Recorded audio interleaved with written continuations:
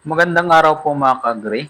For today's video, ipapakita ko po sa inyo kung paano yung pagpupunla ng lettuce. So una, tayo kukuha ng garden soil. So yung garden soil ay siyempre haluan natin ito ng composted chicken manure. So bilang pataba sa ating punla. So ganun din, gagamit tayo dito ng rice hull. So ito yung tinatawag natin na ipa ng palay. So matapos natin yan na may prepare, so paghahalo-haloin natin yan mga ka-agree. Ito yung magsisilbing gagamitin natin para doon sa pagpupunla natin ng lettuce. Kasi once na tayo nagpunla, kailangan yung lupa na gagamitin natin ay malusog or mataba na. So kaya kailangan natin gumamit ng pataba sa ating pagpupunla. So yun, nahalo-haloin natin siya mga kagri. So itong garden soil nga, nilalagyan natin itong composted na chicken manure. Ganon din po yung ipa o yung rice hull. So, yan yung gagawin natin mga ka-agree.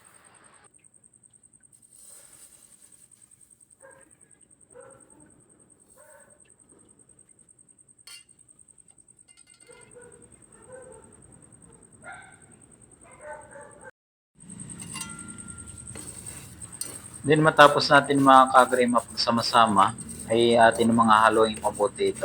Nasa ganun ay talagang mamix ng maayos para maging mas magandang tubo ng ating mga punla. Matapos nating ma-prepare ang ating garden soil, so ihahanda natin yung ating seedbed na gagamitin sa pagpupunla. Then lalagyan natin ito ng itong ating mix na garden soil. So lalagyan natin siya ng tuloy-tuloy na kung saan ito yung gagamitin natin naman sa pagpunla ng ating lettuce.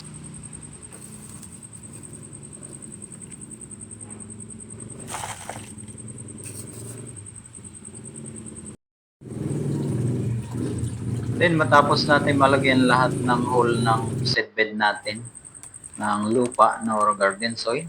So isusunod naman natin yung paglalagay ng butas.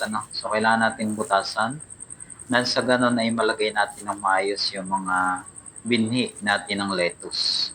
Na sa ganun ay hindi siya matatapon. So lalagyan natin lahat yan ng butas para malagay natin yung ating lettuce.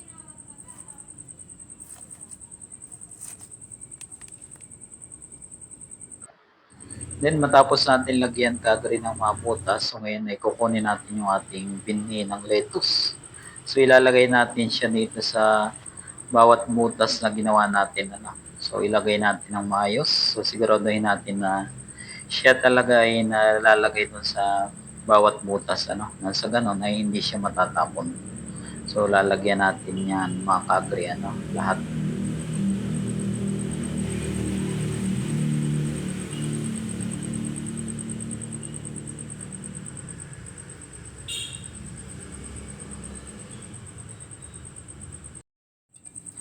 Matapos natin mailagay mga kagri ang ating binhi, so kailangan natin siyang tabunan.